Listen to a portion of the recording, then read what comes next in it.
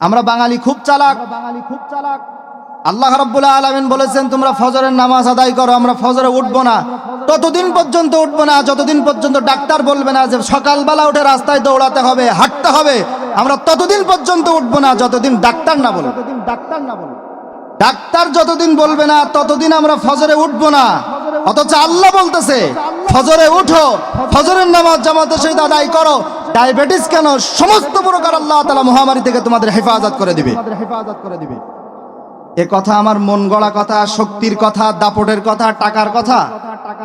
ছোট্ট একটা উদাহরণ দেই। করোনাকালীন সময় আমরা খুব লম্বা সময় একটা পার করেছি, 2019 সাল থেকে 23-24 সাল পর্যন্ত। এখনো করোনা চলতেছে কম বেশি। আমি আপনাদের কাছে এই বিষয়ে একটা প্রশ্ন করতে চাই। করোনায় সারা পৃথিবীতে হাজার হাজার মানুষ মারা গিয়েছে, সহ বাংলাদেশেও হাজার হাজার মানুষ মারা গিয়েছে। আপনারা বলেন বাংলার জমিনে কয়টা মসজিদের ইমাম, কয়টা মসজিদের মুয়াজ্জিন, কয়টা মসজিদের খতিব, কয়টা মসজিদের খাদেম করোনায় আক্রান্ত হয়ে মারা গেছে? কেউ যদি জেনে থাকেন একটু হাত তুলে বলবেন হুজুর অমুক এলাকায়, অমুক জেলায়, অমুক থানায়, অমুক গ্রামের মসজিদের ইমাম সাহেব, মুয়াজ্জিন সাহেব, খাদেম সাহেব, খতিব সাহেব করোনায় আক্রান্ত হয়ে মারা গেছে। যদি কেউ জেনে থাকেন একটু হাত তুলে বলবেন হুজুর আমি জানি। কেউ জানেন? বলতে পারেন এটার কারিশমা কি, এটার ফায়দা কি, এটার বরকত কি, এটার নিয়ামত কি?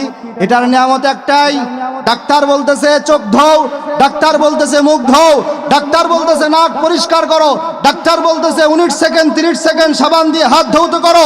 অথচ আল্লাহ রাসূল সাল্লাল্লাহু আলাইহি ওয়াসাল্লাম এখান থেকে 1400 বছর আগে বলেছে হে আমার উম্মত, ফজরের নামাজে যাওয়ার আগে উযু করো, মুখমণ্ডল ধৌত করো, হাতের কবজি ধৌত করো, হাতের কোণ পর্যন্ত ধৌত করো, মাথা মাসাহ করো। এই সমস্ত সুন্নাত যদি পালন করতে পারো, চোখের জীবাণু দূর হবে, হাতের জীবাণু দূর হবে, পুরো শরীরের জীবাণু দূর হবে। আমরা রাসূলের সুন্নাত মানলাম না। যেই করোনা এসে ডাক্তার বলল মাথায় একটা জাল ব্যবহার করো, আমরা টুপি ব্যবহার করতে রাজি না, ডাক্তারের দেওয়া জাল ব্যবহার করতে রাজি। ঠিক কি না? ঠিক কি না? আমরা টুপি পরতে আমাদের কষ্ট হয়, অথচ ডাক্তার বলতেছে জাল ব্যবহার করো, আমরা জাল ব্যবহার করতে পারি। ডাক্তার বলতেছে হাতে মাস্ক, হাতে গ্লাভস পরো, আমরা গ্লাভস পরতে রাজি, কিন্তু হাতের কবজি পর্যন্ত ধুতে আমরা রাজি। কথা কি আপনাদের খারাপ লাগতেছে? কারোর গায়ে লাগতেছে? এগুলো কি বাস্তব না অবাস্তব? বাস্তব। সুতরাং আল্লাহ রাসূল সাল্লাল্লাহু আলাইহি ওয়াসাল্লাম যত সুন্নাত আমাদেরকে দিয়েছেন সব আপনার আমার জন্য কল্যাণকর। আর সুন্নাত ছেড়ে যেই সুন্নাতের বাইরে যাব তখনই আপনার আমার অকল্যাণ। এজন্য প্রিয় হাজরিন, এখানে আমরা যারা এসেছি আপনাদের দুইটা উপদেশ। একটা উপদেশ আল্লাহ রাব্বুল আলামিন বলেন বিসমিল্লাহির রহমানির রহিম وَإِذَا قُرِئَ الْقُرْآنُ فَاسْتَمِعُوا لَهُ وَأَنصِتُوا لَعَلَّكُمْ تُرْحَمُونَ। আল্লাহ রাব্বুল আলামিন বলেন ওয়াইদা কুরিয়াল কোরআন, যখন যেই জায়গায় যেই স্থানে কোরআনুল কারীমের তেলাওয়াত হয়, কোরআনুল কারীমের আলোচনা হয়, কোরআনুল কারীমের বিষয় বক্তব্য দেওয়া হয়, কুরিয়াল কোরআন ফাস্তামিউ, তোমরা শ্রবণ করো, ওয়াংসিতু, এবং চুপ থাকো। দুইটা কথা। যখন কোরআন এবং হাদিস থেকে আলোচনা করা হবে, যখন কোরআনের কথা বলা হবে, কোরআন সুন্নাহর কথা বলা হবে, কোরআন হাদিসের ব্যাখ্যা করা হবে, তখন তোমাদের এক নাম্বার উপদেশ ফাস্তামিউ, তোমরা শোনো, ওয়াংসিতু, দুই নাম্বার উপদেশ তোমরা চুপ থাকো। যদি তোমরা শুনতে পারো এবং চুপ থাকতে পারো, আল্লাহ রাব্বুল আলামিন বলেন লাআল্লাকুম, লাআল্লাকুম তাকিদ দিয়ে আল্লাহ তাআলা বলছেন লাআল্লাকুম, তোমাদের উপর অবশ্যই অবশ্যই তুরহামুন, আমি আল্লাহ রহমত নাজিল করে দিয়ে দিব। এবার বলেন ভালোর বিপরীত কি আছে? কথা বলেন, কথা বলতে হবে। ভালোর বিপরীত কি আছে? খারাপ। সাদার বিপরীত কি আছে? কালো। লম্বার বিপরীত কি আছে? খাটো। ধনীর বিপরীত কি আছে? গরিব। এবার বলেন সওয়াবের বিপরীত কি আছে? এবার বলেন রহমতের বিপরীত কি আছে? গজব। রহমতের বিপরীত কি? গজব। আল্লাহ রাব্বুল আলামিন বলেন, হে আমার বান্দারা, কোরআনুল কারীমের ময়দানে, কোরআনুল কারীমের আলোচনার স্থানে যদি তোমরা চুপ থাকতে পারো, যদি তোমরা শ্রবণ করতে পারো, তাহলে তোমাদের উপর আমি আল্লাহ অবশ্যই অবশ্যই রহমত নাজিল করব। এবার যদি কোরআনুল কারীমের মাহফিলে যদি কেউ চুপ না থাকে, যদি কেউ শ্রবণ না করে, তাহলে রহমতের বিপরীত গজব আছে। আছে কিনা? রহমতের বিপরীত গজব আছে কিনা? আছে। এজন্য প্রিয় হাজরিন, যতক্ষণ পর্যন্ত আজকের এই ময়দানে কোরআনুল কারীম থেকে আলোচনা করা হবে, ততক্ষণ পর্যন্ত আমরা কেউ মুখ দিয়ে অশ্লীল কথা বলবো না, দুনিয়াবি কথা আলোচনা করব না। যতক্ষণ পর্যন্ত এই কথাগুলো আপনি আমি মানতে পারবো, ততক্ষণ পর্যন্ত হযরত আলী রাদিয়াল্লাহু তাআলা আনহু বলেন, মাজালিসুল ইলমি হিয়া রাউদাতুম মির রিয়াজিল জান্নাহ। সুবহানাল্লাহ বলেন। মাজালিসুল ইলমি হিয়া রাউদাতুম মির রিয়াজিল জান্নাহ। যেই ময়দানে, যেই মজলিসে কোরআনুল কারীমের আলোচনা করা হয়, ইলমের বয়ান করা হয়, কোরআন হাদিসের সুন্নাহর আলোচনা করা হয়, আল্লাহর নবীর সাহাবী হযরত আলী রাদিয়াল্লাহু তাআলা আনহু বলেন, মাজালিসুল ইলমি হিয়া রাউদাতুম মির রিয়াজিল জান্নাহ। এটার দুনিয়ার কোনো সাদা কোনো স্থান থাকে না, এটা দুনিয়ার কোনো খেলার মাঠ থাকে না, এটা দুনিয়ার কোনো গ্রামগঞ্জের কোনো ঘের বেড়ি থাকে না। যেইখানে, যেই সময়, যেই মুহূর্তে কোরআনুল কারীম থেকে ইলমের আলোচনা করা হয়, আল্লাহর নবীর সাহাবীর হাদিস প্রমাণ করে ওই জায়গাটা আল্লাহর জান্নাতের টুকরায় পরিণত হয়ে যায়। সুবহানাল্লাহ। তাহলে আমরা এখন কোথায় আছি? কথা বলেন। জান্নাতের বাগান। এখন আমরা বাঙালিরা তো খুব চালাক। কেন এই কথাটা বলি? যখনই বলা হয়, মাহফিলে বলা হয়, জুমার ময়দানে, জুমার মেম্বারে বলা হয়, বিভিন্ন জায়গায় বলা হয়, তখন বলে, হুজুর জান্নাতের বাগানে কি মশা আছে? আমার কথা কি আপনারা বুঝতেছেন? জান্নাতের বাগানে কি মাছি আছে? জান্নাতের বাগানে কি পোকামাকড় আছে? জান্নাতের বাগানে কি মানুষের ভিতরে ক্রন্দন আছে? জান্নাতের বাগানে কি মানুষে মানুষে হিংসা আছে? জান্নাতের বাগানে কি নাজ নিয়ামত আছে? এরকম প্রশ্ন হুজুরদের কাছে করা হয়। এই প্রশ্নের জবাবে আমি আমার আলোচনার শুরুতে ভূমিকায় একটা উদাহরণ দিয়ে মূল আলোচনার দিকে যেতে চাই। আমরা সবাই সাতক্ষীরা শহরে গিয়েছি, কল্যার মোড়ে গিয়েছি, বোঝাটার মোড়ে গিয়েছি। ওই জায়গায় গিয়ে কিছু ভ্যানওয়ালা, কিছু ট্রাকওয়ালা, কিছু বাসওয়ালা, কিছু সিএনজিওয়ালা দেখবেন বাস দাঁড় করিয়ে হেল্পাররা ওই বাসের গেটে দাঁড়িয়ে বোঝাটার মোড়ে দাঁড়িয়ে বলে, আশা শুনি বলে কিনা? আমার কথা কি আপনারা বুঝতেছেন? বোদাটার মসজিদের সামনে দাঁড়িয়ে বাজারে হেল্পার গেটের সামনে দাঁড়িয়ে বলতেছে, আশা শুনি। সাতক্ষীরা খুলনা রোড মোড়ে দাঁড়িয়ে বাসের হেল্পার বাজার গেটের সামনে দাঁড়িয়ে বলতেছে, যশোর, খুলনা। এখন আমি আপনাদের কাছে প্রশ্ন করতে চাই, বুদাটায় দাঁড়িয়ে একজন হেল্পার যদি আশা শুনি বলে, ওটা কি আশা শুনি? কথা বলেন। ওটা আশা শুনি নাম। সুতরাং হেল্পার ওই জায়গায় দাঁড়িয়ে আশা শুনি বলে চিৎকার করলে ওটা যেমন আশা শুনি হয় না। তাহলে হেল্পারের আশা শুনি বলার কারণ কি? হেল্পারের আশা শুনি বলার কারণ একটাই, এই বাসের ভিতরে যদি কেউ আশা শুনি যাওয়ার যাত্রী থেকে থাকো, এই বাসে তোমরা উঠে পড়ো, তাহলে তোমাদের গন্তব্য স্থান আশা শুনি তোমরা পৌঁছায় যাবা। ঠিক কিনা? খুলনা রোড মোড় থেকে যদি কেউ খুলনা বলে, ওই খুলনা রোড মোড় খুলনা নয়। যদি কেউ খুলনায় যেতে চায়, তাহলে ওই বাসে উঠে পড়লে ওই বাস আপনার গন্তব্য স্থান খুলনায় পৌঁছায় দিবে। ঠিক তেমন আল্লাহ রসুলের সাহাবী মাজালিসুল ইলমি হিয়া রাউদাতুম মির রিয়াজিল জান্নাহ, এই মাহফিলের ময়দানকে, এই মসজিদের মিহরাব থেকে হুজুররা যে কথাগুলো বলে, যেই জায়গায় যেই স্থানে কোরআনের আলোচনা করা হয়, এটা যদি জান্নাতের বাগান হয়, এটা তো জান্নাতের বাগান হবে, রহমতের বাগান হবে। অথচ মূল জান্নাতে যেতে হলে এখান থেকে কোরআন হাদিসের যে কথাগুলো বলা হয়, এই কথার ভিতরে যদি কেউ উঠে যেতে পারে, এই মাহফিলের ভিতরে যদি কেউ উঠে যেতে পারে, তাহলে এই কোরআন হাদিস আপনাকে মূল জান্নাতে পৌঁছায় দিবে। চিৎকার মেরে বলেন সুবহানাল্লাহ। তাহলে বলেন, এটা কি জান্নাতের বাগান না জান্নাতের বাগানের বাইরে? জান্নাতের বাগান। সুবহানাল্লাহ বলেন।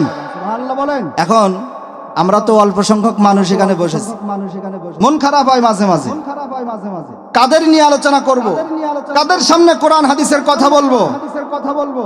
আজকে মাহফিলের মঞ্চ সব সুন্দর করে আয়োজন করা হচ্ছে, প্যান্ডেল সুন্দর করে আয়োজন করা হচ্ছে, কিন্তু প্যান্ডেলগুলো সব ফাঁকা।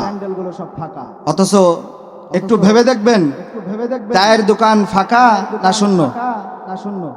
আপনারা কথার আওয়াজ দিবেন, আমি মাঝে মাঝে আপনাদের সাথে একটু কথার আওয়াজ নিতে চাই। চার দোকান ভরা না শূন্য? ভরা। এবার বলেন, অফিস আদালত কল কারখানা ভরা না শূন্য? ভরা। হাসপাতালের বেডগুলো রোগী দিয়ে ভরা না শূন্য? এবার বলেন, আপনার আমার বাড়ির পাশে যে গোরস্থান আছে, এই গোরস্থানে মাইয়েত, এই গোরস্থানে আপনার আমার পিতা, আপনার আমার মাতা, সন্তান সন্ততির লাশ দিয়ে গোরস্থানগুলো ভরা না শূন্য?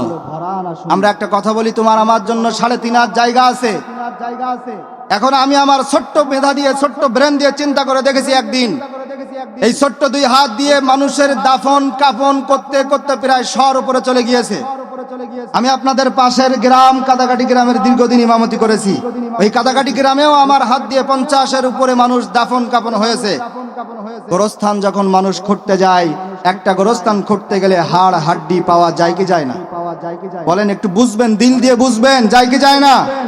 তাহলে আমরা যে বললাম তোমার আমার জন্য 3.5 হাত জায়গা বরাদ্দ, আজ বুঝতেছি একটা গোরস্থান খুঁড়তে গিয়ে যখন হাড় হাড্ডি পাওয়া যায়, তাহলে বুঝতে হবে তোমার এই জায়গা আগে কেউ দখল করে নিয়েছে, আগে কেউ দখল করে নিয়েছে। সুতরাং 3.5 হাত জায়গাও আপনার আমার নসিবে, ভাগ্যে আজ নাই। তাহলে 3.5 হাত জায়গার ভিতরে যখন আপনি আমি যাব, আপনার যদি আমল না থাকে, আপনার যদি আখলাক না থাকে, আপনার যদি চরিত্র না থাকে, আপনার যদি কোরআনের ইলম না থাকে, সবচেয়ে বড় বিষয় যেটা, কোরআন ইলম থাকার পরে রসুলের মহব্বত যদি আপনার আমার না থাকে, বলেন রসুল ছাড়া জান্নাতে যাওয়া যাবে? আওয়াজ দিয়ে বলতে হবে, আওয়াজ দিয়ে বলতে হবে। রসুলের প্রতি আপনাদের ভালোবাসা একটু কম আছে, বুঝতেছি। আল্লাহর ওলির দরবারের পাশে এসেছি, আপনাদের ভালোবাসা কম থাকার কথা নয়। আল্লাহর ওলির দরবারের পাশে এসেছি, আপনাদের মহব্বত থাকবে তো দিল দিয়ে, অন্তর দিয়ে এমন ভাবে মহব্বত থাকবে, রসুলের নাম উচ্চারণ করলে আপনারা তো ইশকের টানে আপনাদের জবান ফাটায় ফেলবেন। আল্লাহ রসুল সাল্লাল্লাহু আলাইহি ওয়াসাল্লামের মহব্বত আপনার আমার কম না বেশি? বেশি যদি থাকে, রসুল করিম সাল্লাল্লাহু আলাইহি ওয়াসাল্লামের উপরে আলোচনা করা হবে, শুনতে রাজি আছেন? শেষ পর্যন্ত থাকবেন? কে কে থাকবেন না একটু হাত তোলেন। থাকবেন ইনশাআল্লাহ? আবেগে হাত উঠায় ফেলছে, এটাই হলো ভালোবাসা। আল্লাহ রাব্বুল আলামিন আমাদের সকলকে শেষ পর্যন্ত কবুল করুক বলে আমিন। প্রিয় হাজিরিন, আজকের এটা হলো আয়াতুল্লাহ মাহাজনপুর তাফসিরুল কোরআন মাহফিল। এখানে আপনাদের এখানে সবচেয়ে জ্ঞান গর্ব কোরআন এবং হাদিস থেকে যিনি আলোচনা করবেন, আপনার আমার দেশ পেরিয়ে সুদূর ভারত মহাদেশ থেকে আপনার আমার এখানে এসেছেন। কোরআন এবং হাদিস থেকে আলোচনা হবে, আমরা সবাই মন দিয়ে, দিল দিয়ে, অন্তর দিয়ে শ্রবণ করব। প্রিয় হাজিরিন, কোরআনুল কারীমের মাহফিল আল্লাহ তাআলা যাকে তাকে কবুল করে না। কোরআনুল কারীমের মাহফিল আল্লাহ তাআলা যাকে তাকে কবুল করে না। কেন করে না? আল্লাহ রাব্বুল আলামিন কোরআনুল কারীমের ভিতরে সহ নবী করিম সাল্লাল্লাহু আলাইহি ওয়াসাল্লাম স্পষ্ট হাদিস দিয়ে জানায় দিয়েছেন, কোরআনুল কারীমের ময়দানে, কোরআনুল কারীমের প্যান্ডেলে তারাই যাবে যারা, তারা কারা? আল্লাহ রাব্বুল আলামিন বলেন, আল্লাহ রাব্বুল আলামিন পবিত্র কোরআনুল কারীমের ভিতরে বলেন, ইন্নামাল মুমিনুনা আল্লাযীনা আমানু ইযা যুকিরাল্লাহু ওয়াজিলাত কুলুবুহুম ওয়া ইযা তুলিয়াত আলাইহিম আয়াতুহু যাদাতুহুম ঈমানা ওয়া আলা রাব্বিহিম ইয়াতাওয়াক্কালুন। আল্লাহু আকবার বলেন, আল্লাহু আকবার বলেন। কোরআনের মাহফিলে যারা আসবে, ইন্নামাল মুমিনুনা আল্লাযীনা আমানু, নিশ্চয় তারা মুমিন হবে এবং ঈমানদার হবে। ইন্নামাল মুমিনুনা আল্লাযীনা আমানু ইযা যুকিরাল্লাহ, তাদের সামনে যখন আল্লাহর কথা স্মরণ করা হবে, আল্লাহর তাওহীদের কথা বলা হবে, ইযা যুকিরাল্লাহু ওয়াজিলাত কুলুবুহুম ওয়া ইযা তুলিয়াত আলাইহিম আয়াতুহু যাদাতুহুম ঈমানা, কোরআনের আয়াত যখন তাদের সামনে আলোচনা করা হবে, তেলাওয়াত করা হবে, তাদের ঈমানটা আল্লাহ তাআলা বাড়ায় দিবে। সুবহানাল্লাহ। এবং শুধু এখানেই শেষ না, ওয়া আলা রাব্বিহিম ইয়াতাওয়াক্কালুন, এবং দুনিয়ায় তারা যতদিন চলাফেরা করবে, দুনিয়ায় তাদের 70 বছর, 80 বছর, 90 বছর, 100 বছর যারা হায়াত পাবে, ওয়া আলা রাব্বিহিম ইয়াতাওয়াক্কালুন, তারা একমাত্র আল্লাহর উপরে ভরসা করবে, আর দুনিয়ার কোনো মানুষের উপরে তারা কখনো ভরসা করতে পারবে না। কার উপর ভরসা করবে মুমিন? আলোচনার দিকে বলেন, কার উপর ভরসা করবে মুমিন? জোরে বলেন, কার উপর ভরসা করবে মুমিন? একজন মুসলমান, একজন ইমানদার আল্লাহ ব্যতীত কি কারোর সামনে মাথা নত করতে পারে? আওয়াজ দিয়ে বলেন, একজন মুসলমান, একজন ইমানদার কি আল্লাহ ব্যতীত কারোর উপরে ভরসা করতে পারে? একজন মুসলমান, একজন ইমানদার, একজন তাকওয়াবান, একজন পরেজগার, একজন দিনদার, একজন ইসলামওয়ালা আল্লাহ ব্যতীত কারোর উপরে ভরসা করতে পারে না, আল্লাহ ব্যতীত কারোর উপরে তাওয়াক্কুল করতে পারে না। একজন মুসলমান যতদিন পর্যন্ত আল্লাহর উপরে পরিপূর্ণ ইয়াকিন আনতে পারবে না, ততদিন সে পরিপূর্ণ মুসলমান হতে পারবে না। তাহলে আল্লাহর উপরে তাওয়াক্কুল করে আমরা আলোচনা শুনবো। এবার আপনারা দেখতেছেন যিনি কথা বলতেছে তার মাথার টুপি সুন্দর, গায়ের এই কোটটা খুব সুন্দর, গায়ের পাঞ্জাবিটা খুব চকচক করতেছে, চেহারাও সুন্দর, এরপরে খুব সুন্দর কণ্ঠ আছে, খুব সুন্দর গজল গাইতে পারে। এ দেখে আপনাদের মনে হচ্ছে না জানি হুজুর খুব ভালো ওয়াজ করতে পারবে। কেন জানেন? আমার কোনো ক্রেডিট নাই, আমার কোনো যোগ্যতা নাই, আমার কোনো ইলম নাই, আমার কোনো কালাম নাই। সুবহানাকা লা ইলমা লানা, আমি কোরআনের নগণ্য একজন ছাত্র হিসাবে এটা আমি বলতে পারি যে আমি কোরআনের একজন ছাত্র। সুবহানাকা লা ইলমা লানা, ওই পবিত্র সত্তার কসম আমার কোনো ইলম নাই। ইলম দান কে? জোরে বলেন, ইলম দান কে? আল্লামাল কোরআন, আল্লাহ বলে আমি তোমাদের কোরআন শিক্ষা দিয়েছি। ইলম দান কে? জোরে বলেন, আল্লাহ। ইল্লা মা আল্লামতানা, যদি তিনি দয়া করে কিছু আমাকে দান করেন তাহলে আমি এই গুনামাকা চামড়ার ঠোঁট দিয়ে কিছু কথা বলবো। আলাইহি তাওয়াক্কালতু ওয়া ইলাইহি উনীব, ওই আল্লাহর উপরে ভরসা করে আমি আপনাদের সামনে কোরআন এবং হাদিস থেকে আলোচনা করতে চাই। আপনারা দোয়া করুন আমি যেন সুন্দরভাবে আলোচনা করতে পারি এবং আপনারাও যেন সুন্দরভাবে আলোচনা শুনতে পারেন। বলেন আমিন। প্রিয় হাজিরিন, আজকে যেই সময় আমরা এখানে বসেছি, ঠিক এই মুহূর্তে সারা পৃথিবীতে মুসলমানরা নির্যাতিত না শান্তিতে আছে? ধরে বলেন, নির্যাতিত। সারা পৃথিবীতে মুসলমানরা নির্যাতিত। আমার ফিলিস্তিনের মুসলমান ভাই বোনেরা দীর্ঘ 2 বছরের মতো নির্যাতিত। তাদের উপরে জুলুম নির্যাতনের স্টিম রোলার চলেছে, তাদের উপরে অমানবিক নির্যাতন চলেছে। মুসলমান নারী, পুরুষ, বৃদ্ধ, বনিতা, শিশু, তাদেরকে মারতে মারতে হাজার হাজার মুসলমান নারী শিশু তারা মেরে ফেলেছে। এর একটাই কারণ, ছোট্ট একটা উদাহরণ দিয়ে আমি আপনাদের আলোচনার দিকে যাব। এর একটাই কারণ, একটা বনের ভিতরে একটা সিংহ, একটা বাঘ ক্ষুধার্ত। ওই বাঘটা ক্ষুধার্ত অবস্থায় একটা ভেড়াল পালকে টার্গেট করেছে। একটা ভেড়াল পালকে যখন টার্গেট করেছে, ওই ভেড়াল পালকে টার্গেট করার পরে হানা দিয়েছে, দৌড়ানি দিয়েছে। দৌড়ানি দেওয়ার পরে কিছু দূর যাওয়ার পরে দেখে যে ভেড়ার পালের ভিতরে একটা বাঘের বাচ্চা ভেড়ার পালের সাথে দৌড়াচ্ছে। এখন বাঘের তো ক্ষুধা মিটে গেছে, যে আমার স্বজাতি বাঘের বাচ্চা ভেড়ার পালের সাথে দৌড়ায়, এটা কখনো মেনে নেওয়া যায়? আপনারা কি মেনে নিবেন? যে আমার স্বজাতি বাঘের বাচ্চা ভেড়ার পালের সাথে দৌড়ায়, এটা আমি কখনো মেনে নিতে পারি না। বাঘের খোদা মিটে গিয়ে ভেড়ার বাচ্চাকে টার্গেট বাদ দিয়ে ওই বাঘের বাচ্চাকে টার্গেট করলো, যে ওর মাথায় কোন ভূত চেপে বসলো যে ভেড়ার বাচ্চা হয়ে বাঘের বাচ্চা হয়ে ভেড়ার পালের সাথে দৌড়ায়। এখন টার্গেট করে বাঘের বাচ্চাটাকে ধরে ফেললো। আপনারা দেখবেন জীব জন্তু তাদের বাচ্চাকে দাঁত দিয়ে কামড়ে ধরে এবং দূরে কোথায় নিয়ে যায়, কিন্তু দাঁত বসায় না। ঠিক ওইভাবে ভেড়ার পালের ভিতর থেকে বাঘের বাচ্চাটাকে ধরলো। ধরার পরে বাঘ বলতেছে, এই তুই বাঘের বাচ্চা হয়ে ভেড়ার পালের সাথে দৌড়াস কেন? তখন এই বাঘের বাচ্চা ছোট্টবেলায় মায়ের কাছ থেকে হারায় গিয়ে একটা রাখাল ওই বাঘের বাচ্চাটাকে কোড়ায় নিয়ে ভেড়ার পালের সাথে লালন পালন করতেছে। এখন বাঘের বাচ্চা বলতেছে, না আমি ভেড়ার বাচ্চা। বাঘ বলতেছে, না তুই আমার বাচ্চা। বাঘের বাচ্চা বলতেছে, না আমি ভেড়ার বাচ্চা। এখন বাঘ চিন্তা করলো, এভাবে বললে একে আমি বোঝাতে পারবো না, একে বোঝাতে হলে এর চেহারা একে দেখানো লাগবে। নিয়ে গেলে একটা পানির কাছে নিয়ে বাঘ বলতেছে, ডাকাত পানির দিকে, আমার চেহারার দিকে তাকা আর তোর চেহারার দিকে তাকা। আমার চেহারা আর তোর চেহারার সাথে কি মিল আছে? তাহা মিল আছে। এ হাতের ভিতরে নখল আছে, নখল বের কর আর আমার নখের দিকে তাকা।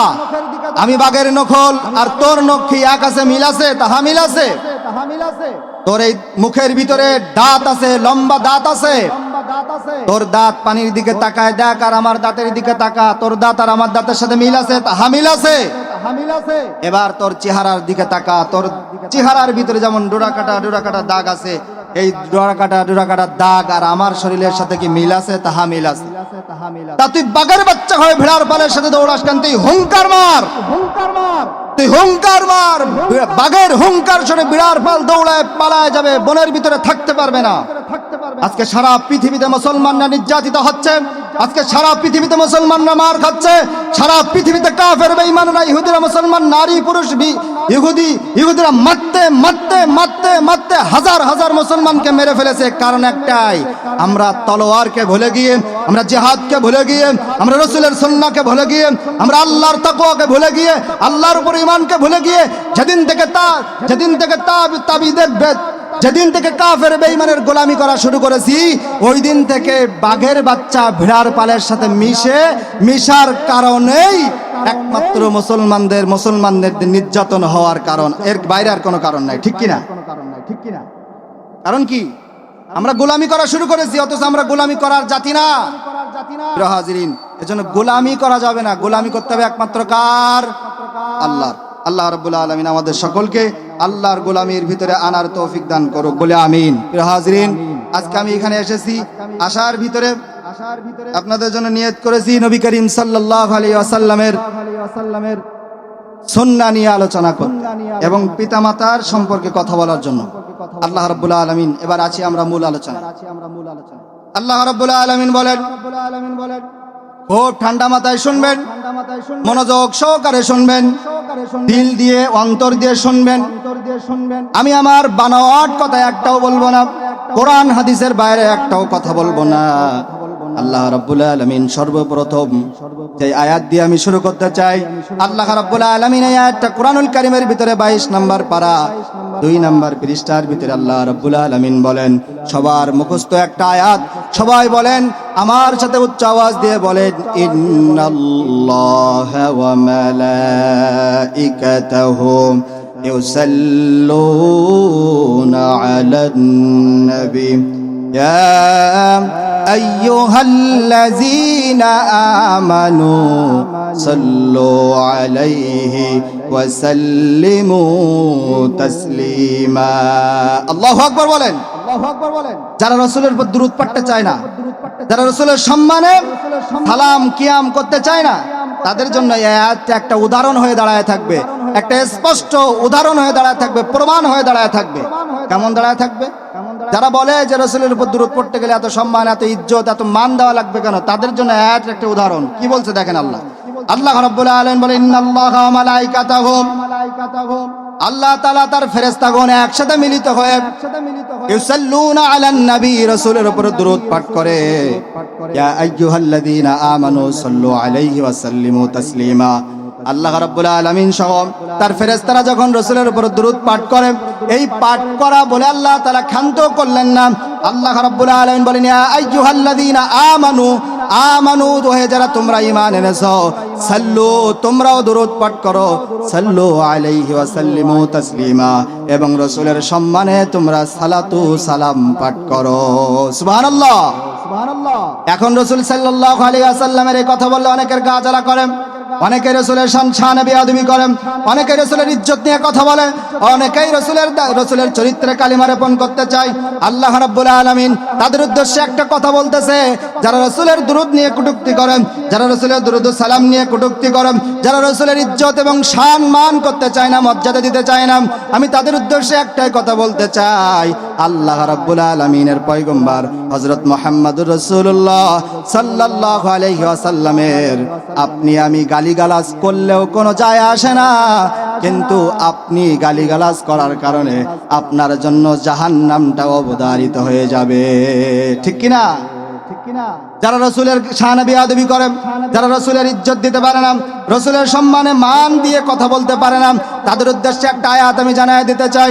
আল্লাহ রাব্বুল আলামিন বলেন, ওয়ারাফা'না লাকা যিকরাক, হে রাসূল আমি আপনাকে জানাই দিতে চাই, আল্লাহ তাআলা আপনার শান মান ইজ্জত আকাশ চুম্বি করে দিয়েছেন, আরশ চুম্বি করে দিয়েছেন। সুবহানাল্লাহ বলেন। একজন পয়গম্বর তার শান মান ইজ্জত কথা হলে আল্লাহ তাআলা আরশে আজিম নিয়ে ভ্রমণ করায়। সুবহানাল্লাহ বলবেন না?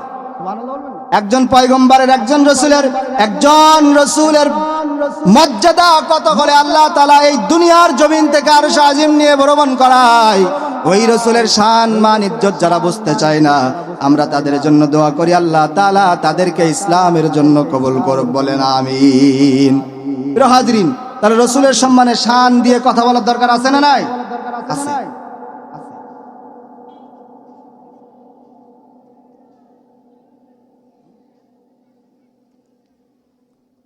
ওই রসুলের সম্মানে, ওই রসুলের ইজ্জতে যদি আমরা কথা বলতে যাই, তাহলে সর্বোচ্চ সতর্কতা দিয়ে আমরা কথা বলবো, বলেন ইনশাআল্লাহ।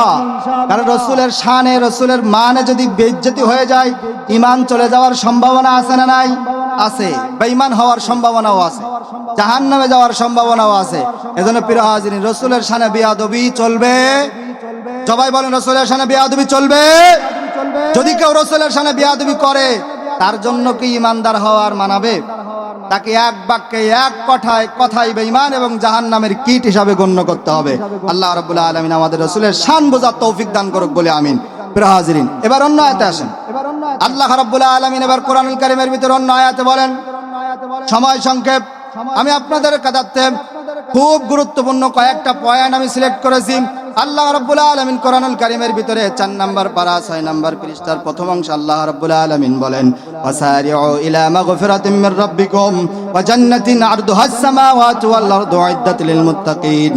ওহে যারা তোমরা ইমানদার বলে দাবি করো, তোমাদের জন্য আমি আল্লাহ তাআলা বলছি, ওয়াসারিউ, তোমরা দৌড়াও, ইলা মাগফিরাতিম মির রাব্বিকুম, তোমার রবের ক্ষমার দিকে, ওয়া জান্নাতিন আরদুহাস সামাওয়াতু ওয়াল আরদু, ওই জান্নাতের বিশালতা এবং প্রশস্ততার দিকে, যেই জান্নাত আল্লাহ রাব্বুল আলামিন মুত্তাকিনদের জন্য তৈরি করে রেখেছে।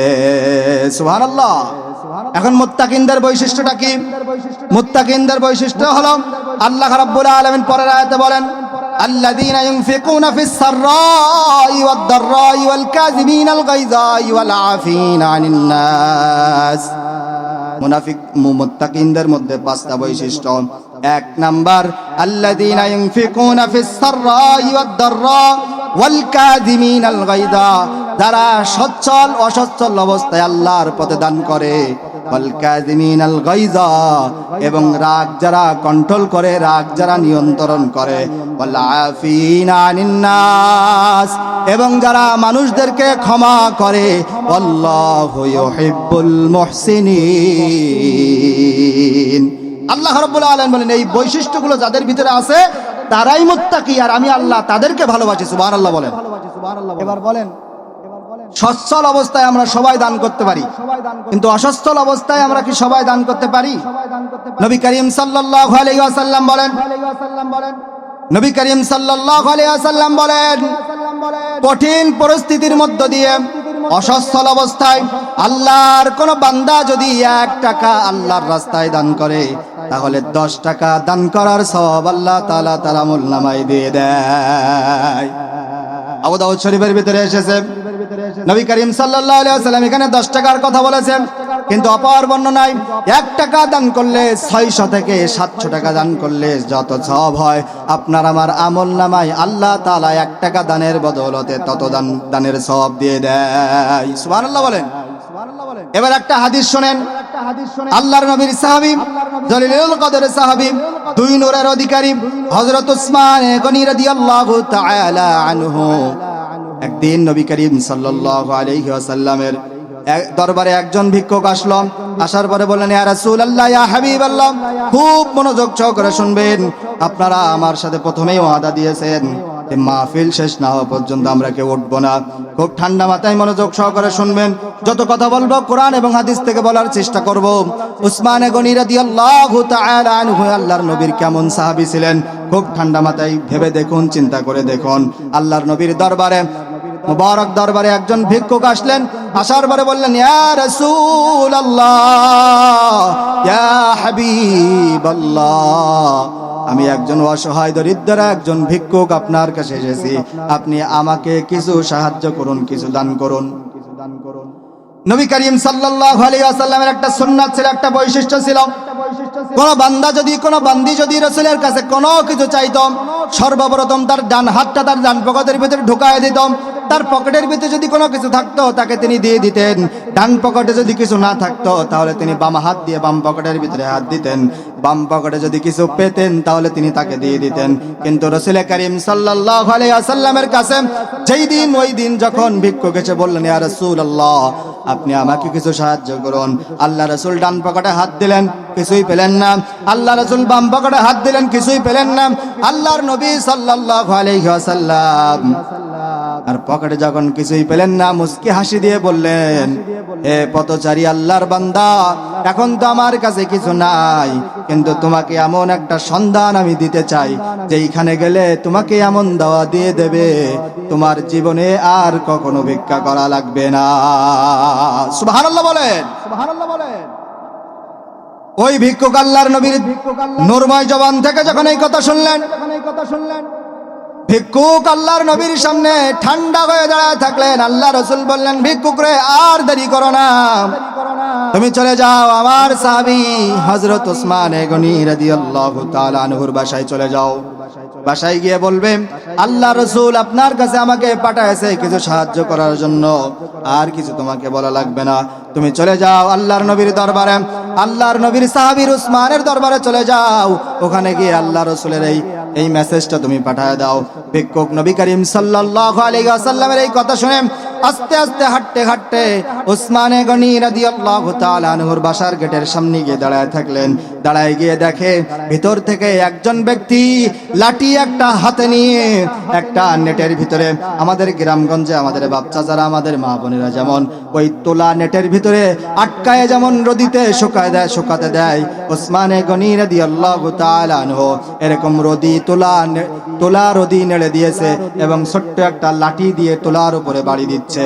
সুবহানাল্লাহ বলেন, সুবহানাল্লাহ বলেন। ওসমান গনি রাদিয়াল্লাহু তাআলা আনহুর এই দৃশ্য তিনি লক্ষ্য করলেন, এই ভিক্ষুক এই দৃশ্য লক্ষ্য করলেন এবং দেখবেন আমাদের গ্রামগঞ্জে তোলার উপরে যখন লাঠি দিয়ে বাড়ি দেওয়া হয়, দেখবেন কিছু তোলা বাতাসের সাথে উড়ে কিনা।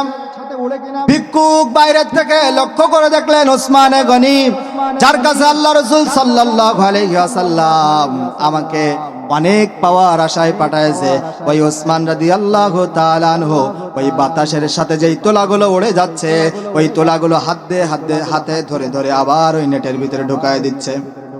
ভিক্ষুক বলতেছে, এত কৃপণ, এত বখিল, যার অন্তরের ভিতর থেকে ছোট্ট এক বিন্দু পরিমাণ তুলার মায়া ছাড়তে পারে না, ওই ব্যক্তি আবার আমাকে কি দান করবে। এই চিন্তা করে ওসমান গনি রাদিয়াল্লাহু তাআলা আনহুর বাসার সামনে থেকে চলে গেল। চলে যাওয়ার পর আল্লাহ রাসূল সাল্লাল্লাহু আলাইহি ওয়াসাল্লামের দরবারে গিয়ে বলল, ইয়া রাসূলুল্লাহ, এই দৃশ্য দেখে এসেছি। আল্লাহর নবী রাগান্বিত হয়ে বললেন, তুমি কি ওসমানের কাছে গিয়েছিলে? না, আমি যাই নাই, বাইরের থেকে এই দৃশ্য দেখে এসেছি।